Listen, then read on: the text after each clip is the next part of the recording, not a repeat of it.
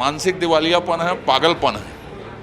और मैं तो कहूँगा नेता प्रतिपक्ष जैसे सीजन नेता के मानसिक संतुलन की बुराई चिकित्सालय में जांच होनी चाहिए। फरार हैं, लोग जेल में हैं, किसके समय के हैं? भाषा में भी हल्की सर फोड़ देंगे। तो धमकी देना, गाली गलौज करना, जेल भेजना, अपने सहयोगियों को जेल भेजना, वसूली करना, ये कांग्रेस की संस्कृति है। हमारे साथ हैं बीजेपी के पूर्व मंत्री और पूर्व विधानसभा के विधायक और 3 लोकसभा के क्लस्टर प्रभारी अजय चंद्राकर जी। उनसे जानते हैं कि अभी जो चुनावी परिदृश्य में जुबानी जंग तेज हो गई है, क्या कहेंगे? जुबानी जंग तेज नहीं हुई है, कांग्रेस ने राजनीतिक जंग को स्तरहीन बना दिया है। जो बातें चल रही है सिर फोड़ने वाली की, कुछ नहीं है। मैं एक बोला ना, सर फोड़ने वाली बात राजनीति में स्वीकार नहीं है। और ये मानसिक दिवालियापन है, पागलपन है। और मैं तो कहूँगा नेता प्रतिपक्ष जैसे सीजन नेता के मानसिक संतुलन की बुराई चिकित्सालय में जांच होनी चाहिए, जो मानसिक चिकित्सालय है उसमें। ये बताइए कि जो बीजेपी में लोग कांग्रेस से आ रहे हैं वो बीजेपी की जो कार्यप्रणाली उससे प्रभावित होकर आ रहे हैं, लेकिन ताम्रध्वज साहू जी का ये कहना है कि बीजेपी के लोगों का काम है डराना, किसी का ट्रांसफ़र कर देना, किसी को प्रताड़ित करना, इसी वजह से लोग आ रहे हैं, लेकिन वो वोट कांग्रेस को देंगे। अच्छा ये बताइए, एक आध प्रमाण उन्होंने दिया कि बोला है? किसको डराए हैं? कोई, हम तो विधानसभा में बोलते हैं, प्रमाण देते हैं। लोग फरार हैं, लोग जेल में हैं, किसके समय के हैं? ये समझ रहे ना आप? तो ये फितरत, भाषा में भी हल्की सर फोड़ देंगे। तो धमकी देना, गाली गलौज करना, जेल भेजना, अपने सहयोगियों को जेल भेजना, वसूली करना, ये कांग्रेस की संस्कृति है। और इसका कनेक्शन सीधा दिल्ली तक है। आने वाले जो लोकसभा चुनाव हैं छत्तीसगढ़ की क्या स्थिति है? देखिए, छत्तीसगढ़ में तो कांग्रेस मुझे व्यक्तिगत तौर पर दिख नहीं रहा है, मेरे 3 क्लस्टर में तो। और बाकी 8 सीट में हमारे मित्रों से बातचीत होते रहती, तो यही स्थिति है कि कांग्रेस हर एक कैंडिडेट को दूसरी जगह भेज दिए। जाओ भाई चुनाव लड़ो, देखो निपटाओ किसी भी तरह से। उडहरिया तुम देख लो यार, कहीं के रहने वाले हो।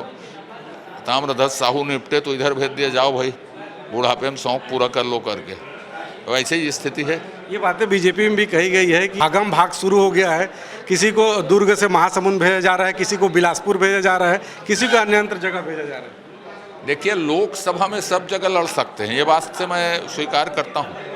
लेकिन क्या ताम्रध्वज साहू जी महासमुंद से टिकट चाहते थे कि लड़ने भेजा गया? समझ रहे ना? प्रभारी मंत्री थे तो 15 अगस्त और 26 जनवरी को झंडा लहराने के अतिरिक्त और कोई काम महासमुंद के लिए एकाध किया हो तो आप बताइए। महासमुंद के हैं तो ये पर्यटन नहीं है, चुनाव है। उसको जबरदस्ती बकरा बना दिया गया और कुछ नहीं है। तो क्या माना जाए कि कांग्रेस में भागम भाग वाकई में शुरू है? पूरी तरह से शिवहरिया को शहरों में ही घूमने समय निकल जाएगा, गांव की बात तो छोड़ दो।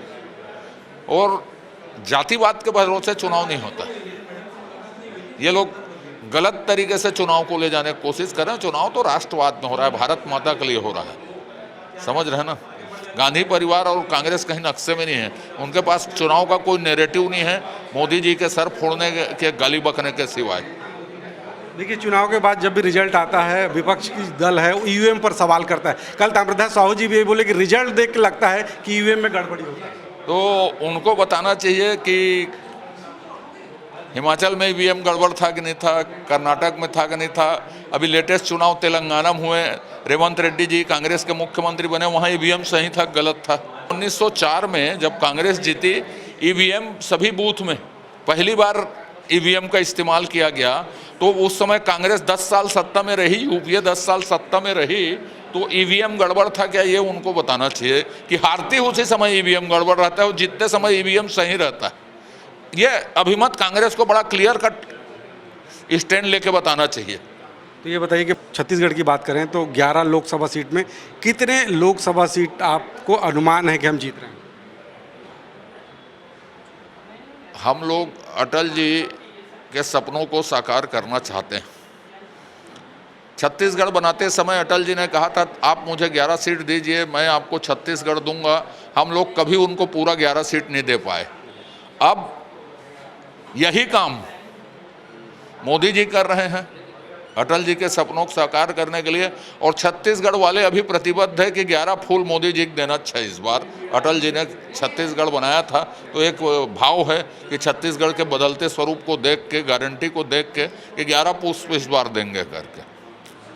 ये थे पूर्व मंत्री अजय चंद्राकर जी। इनका कहना है कि इस बार छत्तीसगढ़ की जनता ने भी ठान लिया है कि 11 सीट उनको मिलेगा। ये अनुमान है, अब आने वाला समय ही बताएगा कि भाजपा को छत्तीसगढ़ में कितना सीट मिल पाता है।